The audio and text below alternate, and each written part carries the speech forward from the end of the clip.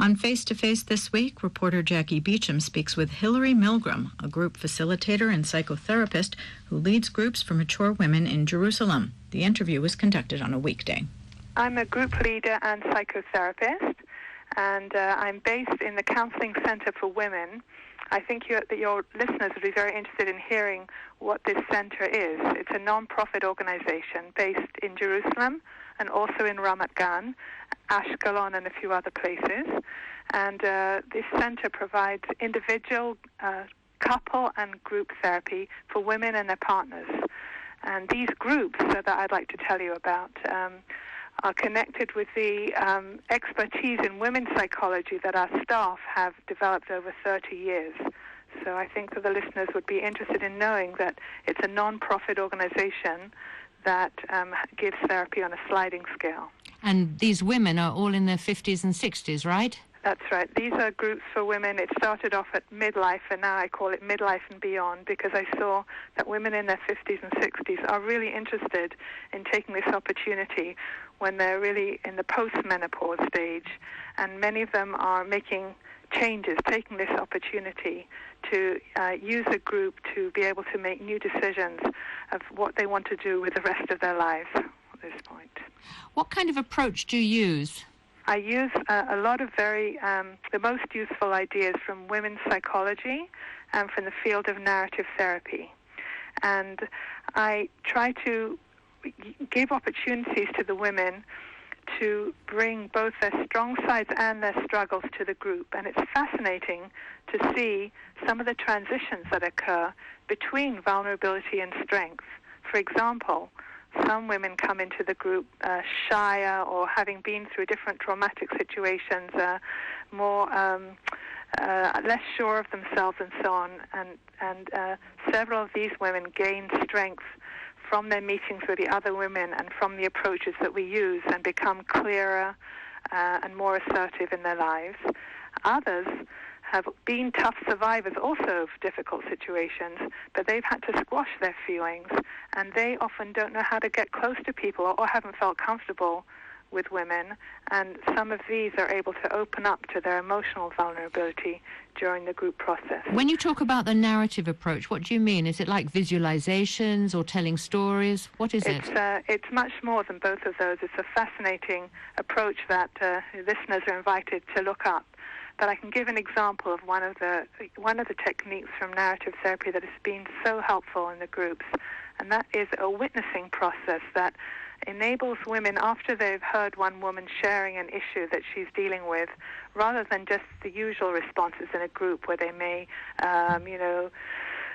give advice or try to give interpretations or just take it in many directions. The witnessing process asks very, very specific questions that help to create a very respectful atmosphere in the group. For example, one of the questions that I like so much from the witnessing process is, what do you sense that this woman holds precious in life based on the story that she's just been telling? So the women are listening out for the hidden strengths of the others, or small ways that women who feel maybe that their lives are deeply filled with problems are able to have already been making certain steps, and the group helps them to enlarge on those steps and to feel more sure of themselves. Can you give me an example of any woman that's been in your group that's particularly been helped by the type of things you do? An interesting example. Well, I've been given permission to share this story. There was a divorced woman in one of the groups who had been working in a particularly fascinating job for years. And she told us about her anxiety that within a few months she and a few of her colleagues would be sent out to early retirement. Now, this was a woman who had had quite a lot of losses during her life, but she always had had something to hold on for, like her husband, the children, her work.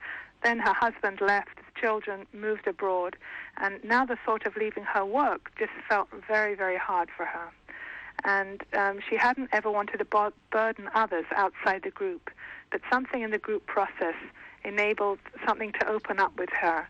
And she shared with us in the session after we had talked with her about her issue. She said, I felt safe enough in the group to admit that I'm dead scared. I'd felt paralyzed for months, then after the meeting, it was strange.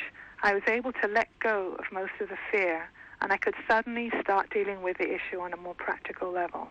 And there are other issues, of course, in midlife or menopause, post-menopause, that women have to deal with, like empty nest syndrome, maybe, and being widowed or divorced, or many, many changes at that point. That's right. It's one of the reasons that these groups focus on women, though, of course, this work I would like in the future to do also with men, but it's been very important for women to have a safe space to discuss women's issues. We look at the issues within our own group that people are dealing with, but we also look out at the larger world and see through literature and other writings about women, midlife, and aging.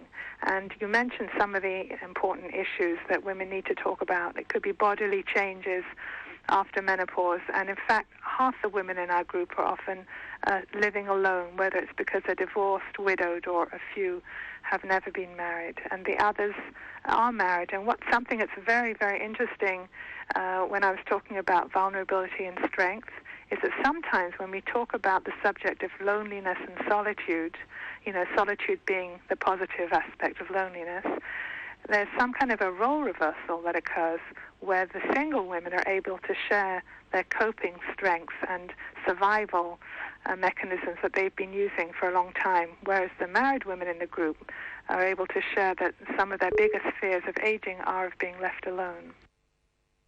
Hilary Milgrom, and more information on the next group of sessions can be obtained by emailing hilarymi,